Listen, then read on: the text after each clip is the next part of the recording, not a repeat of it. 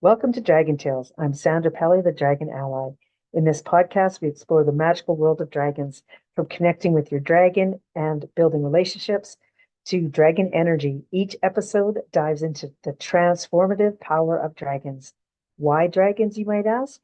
They are powerful allies in our spiritual journeys, helping us unlock our inner strength and transform our lives. Join me to explore topics like meeting your dragon, dragon eggs, and dragon light language, as well as personal stories from our community. Discover how your inner dragon can guide you. Ready to embrace your inner dragon? Subscribe to Dragon Tales, visit our website, follow us on social media, and join our community. Let's take flight together. I am very excited to bring Diane Beck to you today. We are doing the Dragon Tales. So you want to say a quick hi before I intro you a little bit more? Hello, everybody who's watching. I am really excited to have this chat with the amazing Sandra. So yeah, go ahead, Sandra. Right on. Thank you so much. First of all, I feel the energy of you right away when I read, like when you filled out the form. And I don't know, often talk about the form. However, some people, when they put their name down and who they energetically are connected to, and by that, I mean, just like I'm very energetically connected to the inner dragon bridge and the galactic shaman. I read yours and it's Diane Beck, the heart healing inner guide. And immediately I just feel the power of who you are in a very, very powerful manner. You help Oh, high performing women heal the mask and heal their heartbreak in order to realign their lives to truth, power, and ultimate relationships, most especially the ones with themselves. And you're speaking my language when you say that. I'm mm. all about that as well. And I know that what drew us together is this dragon energy. Diane is a transformational therapist and the creator of soul signal mapping, a multidimensional method that helps clients resolve emotional pain and restore deep self-alignment by decoding the body's sensory language. Her work centers on helping women break free from emotional confusion, self-abandonment, and cultural conditioning so they can live with inner clarity and intuitive strength. I would love for you just to speak a little bit to that because, like I said, everything that I've read, everything that I've heard so far, we are in such alignment with each other, and I can see why we connected the dragon energy, and also really helping people empower themselves and find their way out of Yeah, whatever mess they're in, and that's energetic, spiritual relation, whatever it is, right? So thank you. absolutely. Yeah, thank you for allowing me to speak about it as well and help me get this out to people, to women. Um, and I specifically work with women, but of course all souls are going on their journey. I just align very much with the feminine and raising that vibration on the planet right now. So I really feel like that's where I hone in. And there's the soul signal mapping that you asked me to speak to. It is very, very spiritual, but it goes through the physical and the physiological keys that the body gives off.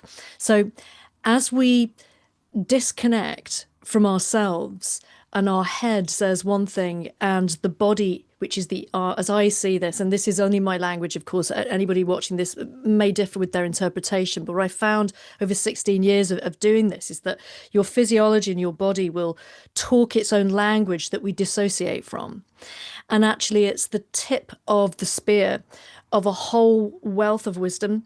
So when you start to get the language and the reconnection to any signal that your physiology, even right now, Sandra, like if you're sat there right now and you're noticing any kind of shift or movement or somatic sensation or pain or anything, that is communication from the field within you. So I use that as the starting point, and I start to introduce women back to themselves through that first communication, and then we go deeper.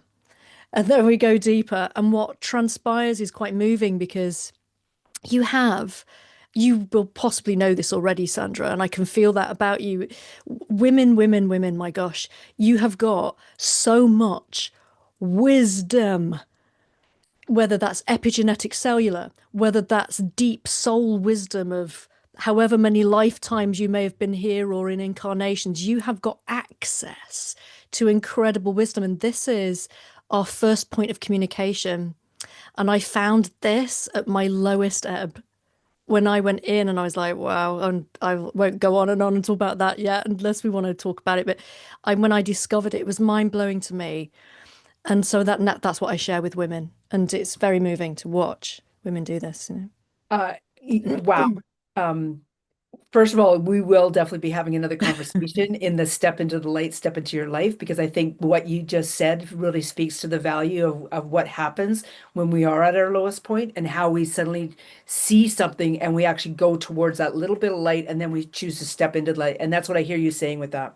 Yes. Yeah, Yeah, it was in big very ways. dark, which is where we find it. Yeah, Yeah. yeah, And yeah. yeah, it was yeah, that was a real dark night of the soul discovery for me. Been Yeah. there. Uh, Yeah, not you fun. know, and so how do and today's topic is about the dragons, right?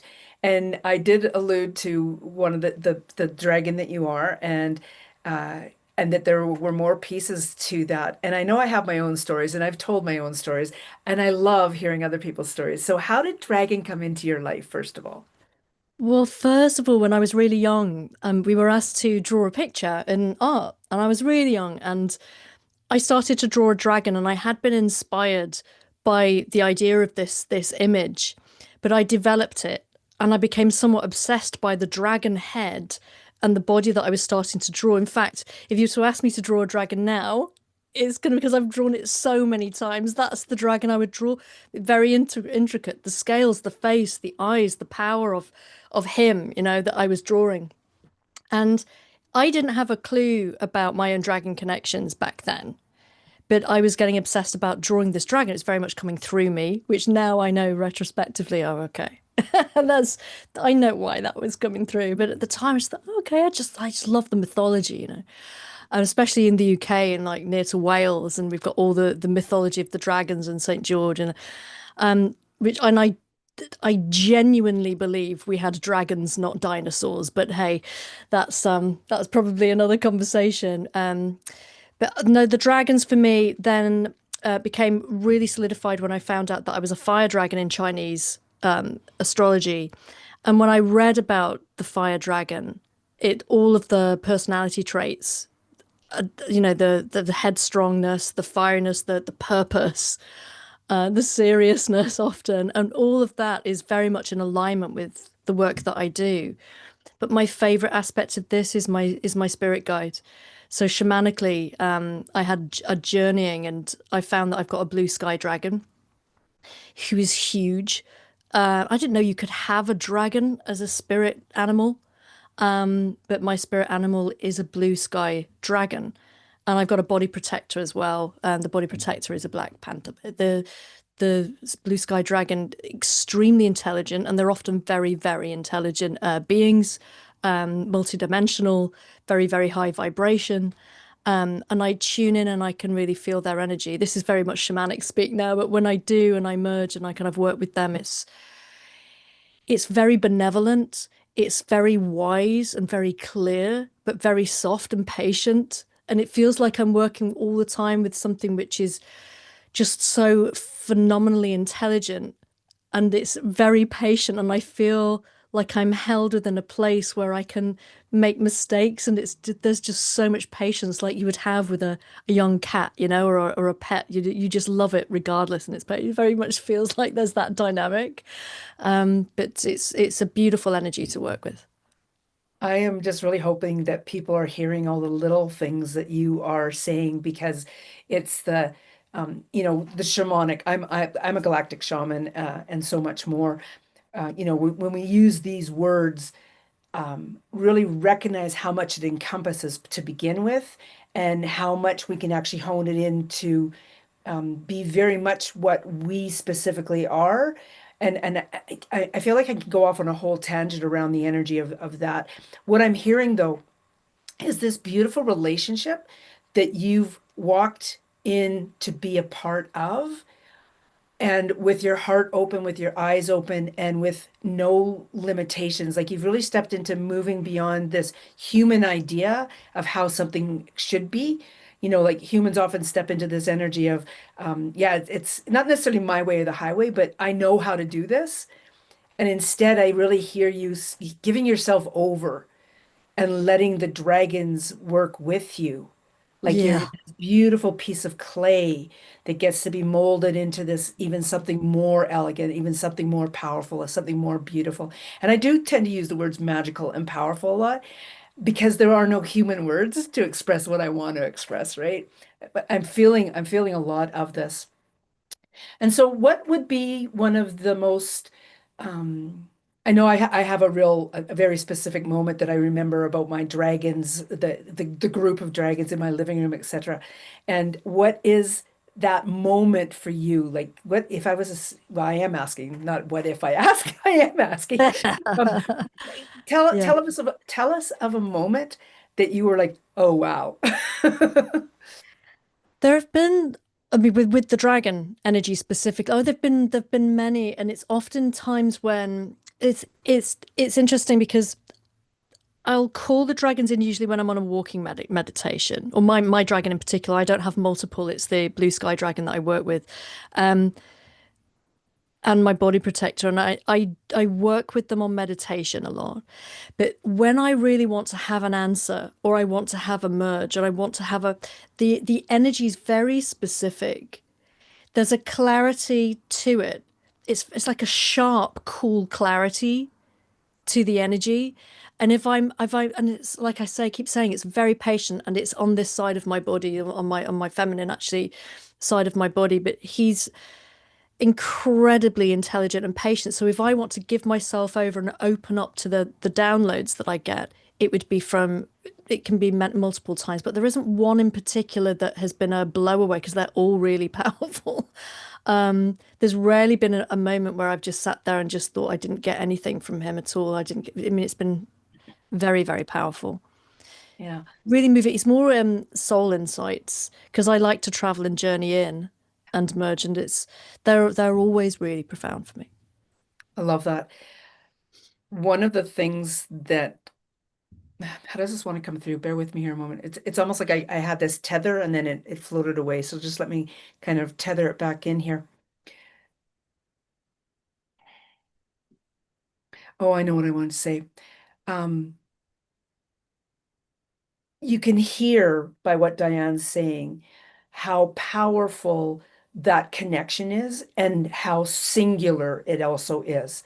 That you have a very powerful connection to a dragon. And at this point, that is the energy of what you're sitting in is this relationship and connection with that dragon. And you stated by your own words something along the lines of, "I don't have any other dragons. It's this dragon, right?"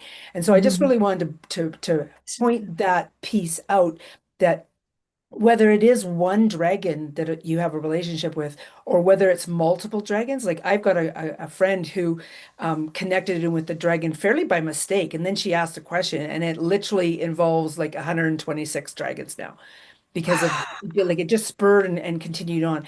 And I think what want to bring home for each of you is to listen to what your needs are because Diane, obviously, something within her very much connected with this very specific dragon, and that the power of that, like I can feel the power of that. And yet, when I do my work, the way that I've been pulled in and it's so interesting because I was on a podcast earlier as the guest speaker myself, and it came to me that, and this is the word I'm using in this one with you today now, is I'm the emissary of the inner dragon. And I didn't realize just how much that was my role until like today, really. Like I knew it was, oh yeah, I'm bringing in a dragon to the world. But each step of the way has really proven little bits and pieces of that. And I think when we choose to watch and listen and see where we're going, it's a very powerful moment, whether it's one dragon, multiple dragons, or whatever it is spiritually, right? Wow. Yeah, I love that. The emissary. It is a very interesting energy that's happening on the planet. I think the dragon energy, the dragon lines, the energy lines, the dragon lines, everything's becoming very much more prominent. What I did hear was that because of the frequencies, it's made it almost impossible for them to be here with, or they choose not to be here in physical manifestation form. But I feel like I am dealing with are very, very, I think they are highly intelligent. When I say dragon energy, this is a being that just chooses to embody that frequency that I interpret as a dragon. Because everything's energy, everything's frequency for me. But there's no mistaking it. And it's a very big, powerful energy, which is in total alignment with then all of the works that I've read about this. And but the dragon energy is becoming more and more prominent. Very, The very wisdom much is so. coming back. Yeah. It's time, isn't it? It's returning. It feels like it's time. Right. Like there's definitely something bigger going on. Yeah. And I think that the energy of the word dragon, because of the energy that that word even carries, a lot of people can really step into believing, or I don't, I'm unsure if it's even believing. They're willing to step towards that energy in ways that other things may not be as believable for them. Like we've all grown up with Puff the Magic Dragon or these other shows that came later in our years. And because of that, that we're starting to, immediately my head goes to there's dragon shows that really put dragons in a poor light. And there's dragon shows that really emphasize what the relationship a human being could have if they had a relationship with a dragon. Yeah. It's wisdom, knowledge, power. It's the physical imagining, the manifestation of that. But I don't want to be controversial on your show, but I'm going to tell you what I think. B. all of all of that mythology, which as we grow up, we think, oh, it's just a myth, but isn't it beautiful? It's almost hidden in plain sight. So it's the show and tell. And I had to also get over the fact, the more I worked with energy over the years, as all of it came up within me, now I know what I hook onto, and I get the images and the connection and the words often. Like I'm very sensory, highly sensitive. I trust it now, but when I was a child, I just thought, oh, it's just a myth. They're not real. It's just the dinosaurs, right? Just like everything that we're told in the history books.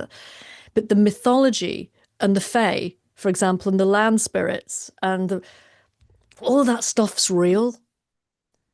And so it's trusting you. It's actually what I do with the women that I work with is realigning them to their intuition so that they can know within themselves and get that inner knowing from that deep place. When you connect there, you can then just ask yourself on that deepest level, what is right for me? What is truth for me? I'm sure all of your audience already are in alignment with this anyway and believe, but for those who might be, oh, I love the idea of it, but is it really?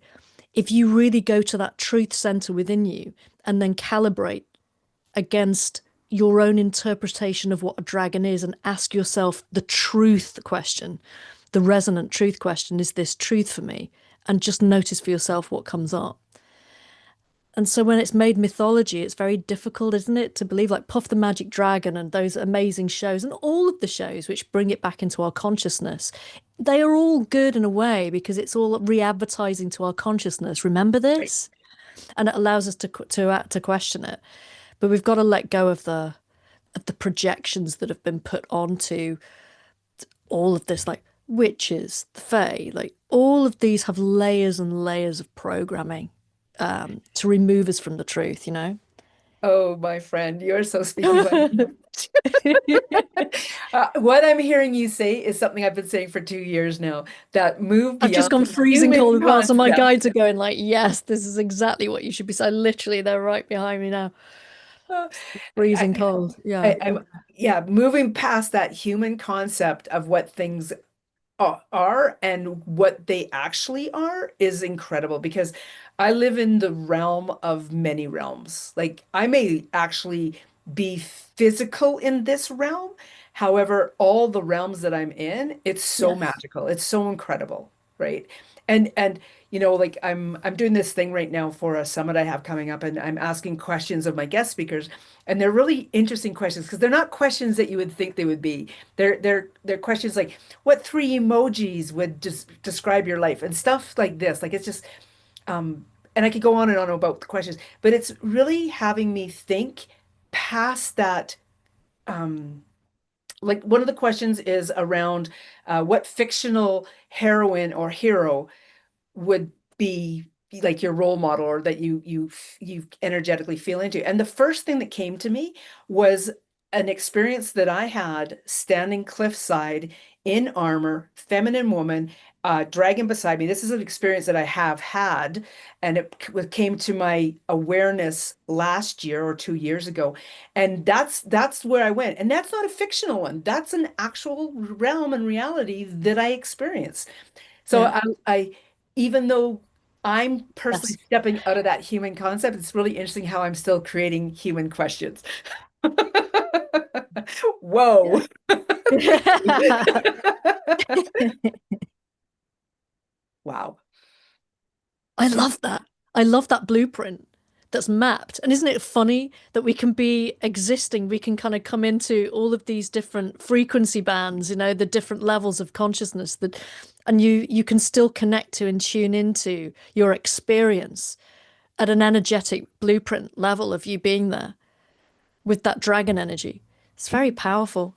It's beautiful. It's absolute magic. I think this is what I'd love us for all to tune back into is the magic of this, is the energy of it. And notice how it affects your body. Notice how it affects your nervous system when you tune into it. You see, if you I, believe it's just a fairy tale, if you believe it's just a myth, you're robbed of the energy. Whereas if you really connect to truth of it, suddenly you get a big whoosh of energy. And just notice if it does something to your nervous system that gives your nervous system expansion and a yes, then listen to that. If it does something to our nervous system that it contracts us and makes us go smaller, then listen to that. And so anything like this that gives me real expansion and very, very powerful feeling, plus all the connections and the confirmations I've personally got, that's a big yes for me. yeah, I want to speak to the truth of that because as soon as I feel the image of that, and for me, it's all comes for the most part comes in on my left side.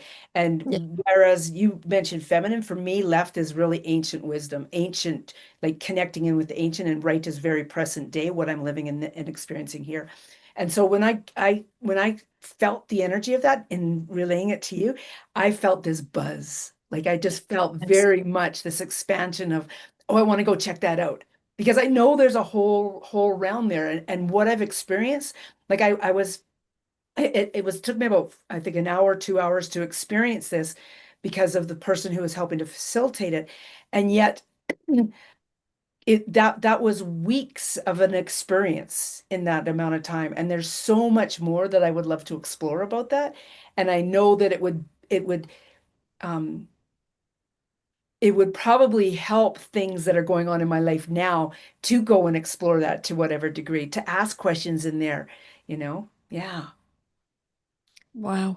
What's your practice specifically to connect for Right. you, the dragon energy? So when you say practice to connect, like, are you saying like what ceremony do you do to get into the energy of, or what do Is you it say? is it a ceremony? Yeah. So Yeah. do you have like a methodology to kind of get you from here to here? Yeah. Truly, it's really, thank you for becoming the interviewer. So I'm just really I love this. curious because yeah, I So saw you kind of like do it. yeah, Yeah. so in essence, and let me do a little brief thing here. In essence, I trained myself that if I'm in a journey, that I would be able to come out in and out to write down what was going on. So I trained myself to do that, right? And in the training Right. myself to do that, it empowered me to be able also, on the flip side of that, to be able to go in really quickly. So I could sit here right now and I was there. Yeah, I saw you go in. Yeah, exactly. Yeah. Yeah. I love that. There's a meditation that I take people through actually to so that they can capture information and come back down quickly and write it down, then go back up. It's possibly a similar thing, yeah, because you want to capture, but the brain can only sustain a very small amount of data, can't it? The thinking mind. So I get Yeah. them to come in and out so that they get used to going in and then getting the information. Yeah. Yeah. Interesting. Oh my goodness. Anyway, Yeah, well, this is why I really wanted to talk to you because like we've got so much in alignment, and totally. I just thought it would be so good to have the chat. Yeah, because I don't normally get to talk about the dragon energy ever, apart from the people that know me and my friends and the shamans that I've worked with. I've always talked to them about it, of course, but I don't talk to my clients about this. I don't share this information. Very, very private. Apart from now and with you. So this is the first time I'm sharing this sort of beyond my circle. But it's great to talk about, isn't it? Magical and incredible and empowering and It is. a real seam of gold energy. It's yeah. What do you I think about actually felt the ley line when you said the yeah, golden seed there. yeah, yeah. Yeah. I think it's really beautiful. The dragon lines as well have been plotted, and it's like similar to bird lines and the ley lines that were plotted from the birds. So the dragon lines. I mean, all of these there. It's all there for us in plain sight. Yeah. You know? Yeah. Yeah. Yeah. Yeah. I'm really, ever since we started talking, and you had said about the one dragon you're so very connected to. This one of mine is really coming through very strongly, and it's popped in now, I think 3, 4 times in our conversation. And so I want to express this to you because I'm unsure who needs to hear this. So Okay. I'm going to express about this dragon. And this dragon was one that I am unsure of the timeline, but I recognize that it was probably in the last year and a half or so. And all I witnessed at first was literally the eye, except that this eye was really quite massive. And so as I backed away from this dragon, all I really ever came to see was its head. And its head was so massively huge. And it's a black dragon. And Mm. it's actually in the galactics. So it's in the multiverses. It goes through the multiverses. It's not our universe, period. It goes through the multiverses. And its head alone is the size of the planet Earth. So I've been invited to share that here today because it's just come in so many times it needed to be put to voice for you guys. Wow. Yeah. So Wow. dragons can come in any size, guys. Wow. I remember seeing when I remember seeing the skeleton. There is a website, and I don't even know if it's still live, if it was taken down, but this website did have a collection of artifacts. I think it was I think it was discovered, this in England, in I can't remember where, probably in London. And there was a really small dragon's bones in like and the wingspan, and it was phenomenal. This is before AI, by the way. Yeah. So yeah, any size. So and it's phenomenal to think that it could be that size, but of course it's not really about size at that level, is it? Because I possibly have very different ideas to a lot of people watching this podcast potentially, but I just think we're in an energetic it's very energetic. I don't think it's as simple as a ball spinning in a I don't buy that stuff now from what I've been shown and what I've been told and taught. So the idea of this enormous entity with that amount of wisdom Mm. weaving through the layers is an extraordinary concept. And what the mission is and what the journey is and what the but the beauty of dragons is the wisdom and the intellect and the power. I never get any negative energy when I connect to dragon energy. And when you think about the films and how they've been used and projected, we're all told, aren't we, that they're things to slay or they're things that can be used to destroy. Well, we could literally go off on a complete tangent about that because it Yeah. is about shutting down the spirituality, shutting down the fact that we are more than a human essence, because we can go into, the stuff they put in water, fluoride and chlorine, et cetera, that shut down our third, our crown chakra, Yeah, the pineal pineal chakra, gland. Yeah. right? Yeah. And we could literally go on and on with that. I mean, Oh yeah, yeah, yeah. the burning of the witches, et cetera, right? So Yeah, yeah, yeah. yeah. So it's again moving past that human idea of what things are, right? Yeah, the card that's placed directly in front of you, but actually when it's removed, a bit like, the Wizard of Oz, you pull the curtain away, and you actually see it for what it is. It's just so much more. The work that I've also been doing to access altered states and out Mhm. of body states as well. It's just very interesting to notice that how much more there is to what we're told. I don't really want to go too much into that, but there's just so much more. And like I don't know your audience that well and what their belief systems are, but I just think question everything. Yeah. Come back to your own truth. Ultimately, is the ultimate, isn't it? Yeah. Yeah. Well, the people who, it's really interesting. I think we can all speak to our own personal audiences and how there are those who sit and watch and listen, and then they begin to dabble in our what we have to offer or what have you. And I'm seeing and feeling that there's an ebb happening, that there's a like a tidal change happening, that there are more people willing to move away from the old way of thinking, whatever that old way of thinking was for them specifically, not maybe necessarily humanity, but being able to move away from their way of thinking and start to shift into something that is far more open and expansive. I'm really witnessing that in the people that are starting to, not necessarily follow me, but are around me for sure. Yeah. And I think Yeah, that's I'm a really noticing that. wonderful place to be in because we can then really start to, um, I don't know, I keep wanting to speak in humanity terms, like, yeah, we have so much potential that's untapped into.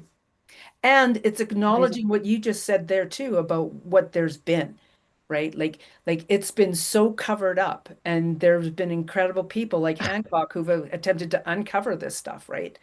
So, Yeah, the history, Hancock, gosh, what a journey he's on. What mhm. a battle he's encountering with. So much. I mean, the mind-blowing thing is actually how much has been like everything you could think about, like, question Exactly. everything. It's this is, and I think it's brilliant because of the law of polarity to me. It's like as soon as they push harder, the antithesis happens, It's almost like they push so hard and it actually opens the door for more truth. So it's good that everybody's waking up. Yeah, very much so. I Yeah. didn't think we'd be talking about this, but yeah, Yeah, it's no, this has been great. Uh, but uh, it's the way, isn't it? You can't talk about dragons and dragon energy and the fae and the energy and the spirit energy without saying it's been covered up for so long. The fact that we're spiritual beings is the most important thing to remember. yeah, And the more other pressures come in to cut us off from that spirituality, you've got to ask yourself, well, why? Why is it so important for us to have those kind of things put into the water and for us to watch certain yeah. TV shows with frequencies and for us to think about things as myth? Why? Why is that so important? What would happen if I didn't think that? Who would I Oh be? my gosh. Again, like we could go into the whole alien theory, et cetera, around that, and that's a powerful place to be. However, I Yeah. want to, Yeah. I know, eh? I Yeah. want to hone this in by saying that there has also always been bits and pieces that are leading us down the, for lack of a better term, the correct path or the path towards enlightenment. An example of this is you've used the word "fey" a number of times now, and Mm, some people yeah. may have no idea what the word "fey" is. Ah, And I physically remember the first time I ever saw this was when myself and someone who was my best friend at the time, we were playing Scrabble, and I was looking for a three-letter word, and I came up with "fey," like "fey" was the word, Fae, right? And then I had to actually go look up what it meant from there, right? And I interesting. remember that so powerfully. And it changed, like the things that unfolded for me when my spiritual journey started to happen a number of years later, were I think the Fae were some of the first ones that came in. Like it's so interesting what you're bringing up in my memory now of these dimensions of how they were here and how they were also over here, and that like, oh, I could just go on and on. Yeah. So how did Fae come to be in your existence? Oh my gosh. More recently, I mean, they've always been around, but more recently because I discovered something. I think I mentioned this to you. My gosh, this is a story which I don't normally tell, but I will tell this story. So I ancestrally, my family had what is called the sight. Okay. And in fact, on both sides. So they married into another family that also had the sight. So the men and the women had the sight. And it skipped generations. And so way down back to me. And so I have those gifts. My brother also certainly does, although he probably wouldn't admit that because he doesn't work at all in this field. But for sure, I see that all the time in him and what he does. But it kind of like skips generation. Now, I had two ancestors that were energetically, spiritually around me, attached to me and my journey to protect me. And Samuel and Rebecca, they were called, and they are called. And they were attached to me to protect me. Now, this story goes is that I had a shamanic journey with a really powerful shaman called Zohar. And I knew something was off. I knew that my voice was being blocked, and I knew that I was terribly fearful of being working in this field. I don't want to say the word healer because I genuinely believe I guide people to heal themselves, but Yes, I'm in yes. this field. I don't ever want to disempower people by saying that I heal them. It's like that's not how it works. Like you heal yourself. But I very much in this steeped in this, and I always felt fearful. And I said to her, "There's a story here in it. I know it's ancestral, and I don't know if I was donked a few times and burned at the stake. But there's druid energy here. There's definitely something in my history, in my past here." Zohar being Zohar went in and she did a what's called a psychopomp in shamanic healing. So she connected firstly to Rebecca. Oh wow. And Rebecca, just incredible. The people that were around me as well, they saw her leave. And these are people that, by the way, are not in these circles. And they were just with us as she just went straight into a journeying on it. And they saw her shift and leave. But the very old looking figure in this respect. So as she was leaving, she was telling Zohar more about it. And Zohar was doing her singing shamanic journeying. And it was extremely powerful. I felt very tranced out as you do when you're present in that sense. So here's the story. She then went in a few weeks later and she said, we want to do a full clearing on this and a full healing to make sure that Rebecca's gone to where she needs to go. I won't tell you the whole story in this, just this particular Fae aspect, because there was quite a lot went down there. But Samuel was her brother, and he also attached to all the females of the family ancestral line, because a curse was put. I don't know, however this is going to sound, but this is into the bones of me. When Zohar told me this, everything started to slot into place. So the church in the UK used to hire they weren't called shamans, but that sorcerers, which do very similar to shamanism. They use the same kind of energetic magic, if you like, but for nefarious Yeah. intentions. And a shaman was hired by the church because the family wouldn't go to church, and because the family were communicating with the Fae, and the family were working with the energies and the land energies and the land spirits and helping people of the village to heal, to have insight. And so they were very powerful in that respect. And so people were going to the family, and I've just got a major yes as well. Okay. And so people going to the family. I've gone really freezing cold again. So this clearly I Yeah, need to same tell here. this to you. The people go to the family, not to the church. And so the church were like, we don't like this. And they also wanted the land that the family Mhm. lived on. And the family were like, firstly, the women were like, no way are we going to worship in that way. We're very respectful of who we work with, of the Fae. And the men were like, well, we kind of really should do this because if we don't, we're going to lose the land. So maybe we should set an example. And there was like saying, no, we're not doing it. And so they hired a sorcerer, and then pretty horrendous things befell the family line. And not only did lots of there was lots of deaths, I presume, it like what I was told, like by Zohar, who said she saw it all and she didn't want to relay it because it was pretty bad. And because through her journey, she gets to see everything, of course. But it was pretty bad. And also how he got the energy to do this was pretty awful as well. But because that curse was then put on the family line, Rebecca vowed, I'm going to protect the family line as best I can. So I'm not going to go to the light. I'm going to stay with the family. And Samuel was distraught by this. So when his sister didn't pass over, she didn't cross through, and she decided energetically and at a soul level, this is what she wanted to do. He stayed with her. So when I came around, I'm like, something's wrong here. There's a block. And then, oh, I just gone freezing cold again. Oh, same It's like here. I've I am got a like, hand on the back of my head. Samuel and Rebecca did the psycho pumped to say it's finally time now. I'm stepping into it. And that's when I started to get my voice to become out publicly to doing what I do. And I transformed what I did to now being very much saying what I do and working with the energy, and like talking to you about things like this would have been unheard of for me like 5 years ago. I wouldn't have talked about it. But through that work, it all made a lot of sense.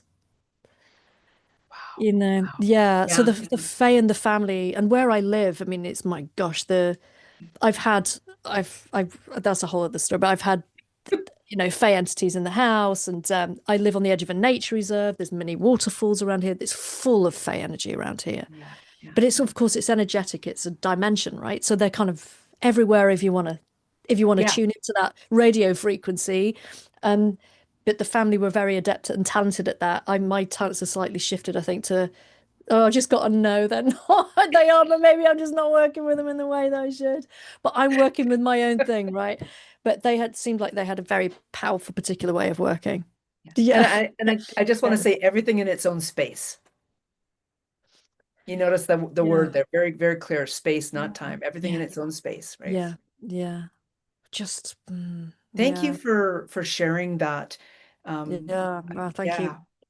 Wow. I just want to take that in for a minute. Do you know what's interesting as well is that land, what they didn't realize, the church didn't realize, was that the circle, the sacred space that the family used, the church didn't realize, and it's still there. So they built a church on the land. They actually finally got the land from the family, and apparently this church still exists. And I do want to find out where this is, but apparently it still exists. But they didn't realize that the woodland, the land, was where they worked, and they didn't build on that. So also that area still exists. So I really want to go find where that is. Yeah. Yeah, divinely guided. I can really feel the energy of that. There's something about 2027 coming up for you with that. Mm. Okay. Yeah, I just heard not yet. So interesting that 2027 would be it would be a good time for me. Thank you. Yeah. Mm. Yeah. Wow. Thank you, Sandra. Thank you for allowing me to share that, because this is the right space for this. There's not many people that I would share that with, and not many listeners and watchers. So I'm grateful to everyone watching this for that, holding the energy and the space for me to say that. Because if I'd have felt that it wasn't welcomed, I would have stopped. But it's really welcome here. Thank you. Yeah, well, and it's really interesting because I've really started to use a lot more, instead of the words guest speaker, I'm starting to use storytellers and wisdom keepers. And I can just really feel the power of the wisdom keeper that you are.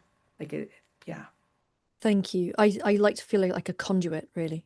yeah, A yeah. conduit for wisdom that isn't mine. It is and we all have access to our own wisdom, and you think about our ancestral lines and who we're connected to, and we're the essence of the collection, the culmination of all that wisdom. Isn't that special for Yeah, us? yeah, yeah, it is. It's really remarkable. I know that I'm sitting in the energy of um the Mm. desire to explore right now, a very strong desire to explore. And I think that's a powerful gift that you've given the listeners. Thank you. Thank you, Sandra. Yeah. This has been so remarkable. Thank you, Diane. We are definitely going to talk again because I think you have a lot to share with a lot of people, and the more that you and I and anybody else who shares you and I out there, right? Like it's just it's the ripple effect, and that's what we're very, very much heart connected to, is creating that ripple effect so that these type of things can be heard. Yeah, thank you. That'd be amazing. Yeah. Thank you, Sandra. Thank you, everybody. There'll be all the information below. You can just check her out. Thank you, Diane. Thank you.